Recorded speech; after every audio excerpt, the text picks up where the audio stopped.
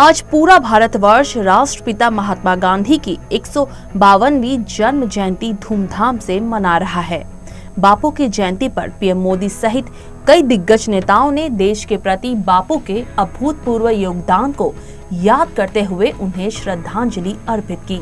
इस खास मौके पर कई जगह विभिन्न कार्यक्रमों का भी आयोजन किया गया। इसी क्रम में प्रधानमंत्री नरेंद्र मोदी ने भी जल जीवन मिशन ऐप का प्रमोशन किया। मोदी ने ग्राम पंचायतों और पानी समितियों से वर्चुअली संवाद कर उन्हें पानी के प्रति जागरूक करने का भी प्रयास किया।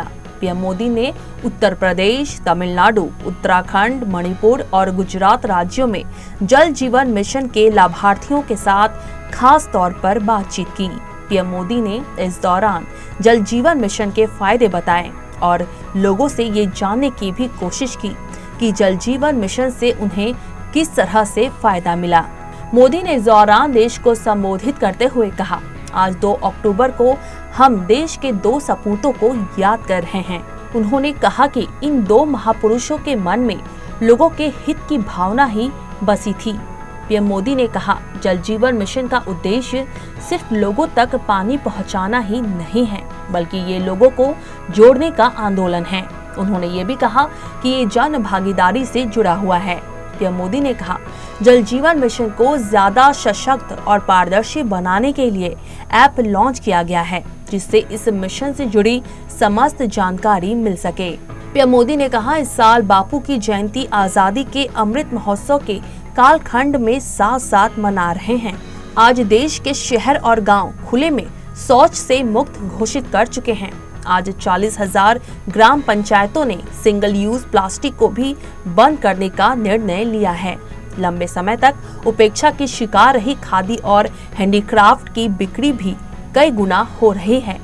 इन्हीं सभी प्रयासों के साथ भारत आत्मनिर्भर बनने की ओर अग्रसर है।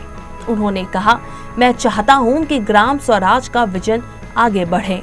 पीएम मोदी ने जल जीवन मिशन के मोबाइल ऐप के साथ ही राष्ट्रीय जल जीवन कोष को भी लॉन्च किया। राष्ट्रीय जल जीवन कोष के तहत ग्रामीण इलाकों में घरों, स्कूलों और आंगनवाड़ी केंद्रों पर जल आपूर्ति सुनिश्चित कराई जाएगी और नल लगवाए जाएंगे। इस कोष में कोई भी व्यक्ति, संस्थान, कंपनी व एनजीओ दान कर सकता है। बता दें कि 15 अगस्त 2019 को प्रधानमंत्री ने जल जीवन मिशन की घोषणा की थी। इसके तहत हर घर को नल का स्वच्छ पानी पहुंचाने का लक्ष्य निर्धारित किया गया था।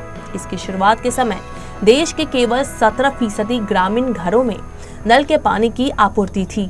बीते 2 सालों से कोरोना महामारी के प्रकोप के बावजूद 5 करोड़ से अधिक घरों तक नल का पानी की सुविधा पहुंचाई गई।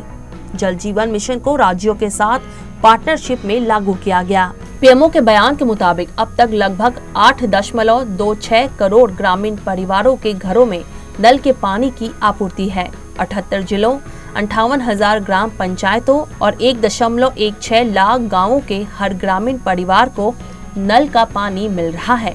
अब तक 7,72,000 स्कूलों और 7,48,000 आंगनवाड़ी केंद्रों में नल से पानी की आपूर्ति की गई है। व्यवस्थाओं को राज्य के विकास का मुख्य आधार बनाया गया।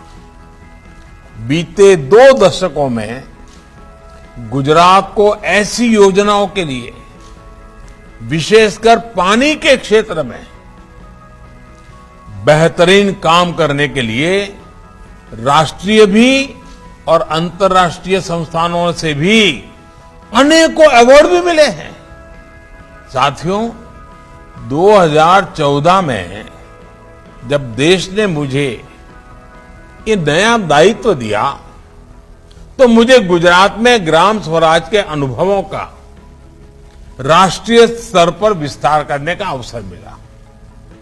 ग्राम स्वराज का मतलब सिर्फ पंचायतों में चुनाव कराना, पंच सरपंच चुनना, इतना ही नहीं होता है। ग्राम स्वराज का असली लाभ तभी मिलेगा जब गांव में रहने वालों की गांव के विकास कार्यों से जुड़ी प्लानिंग और मैनेजमेंट तक में सक्रिय सहभागिता हो।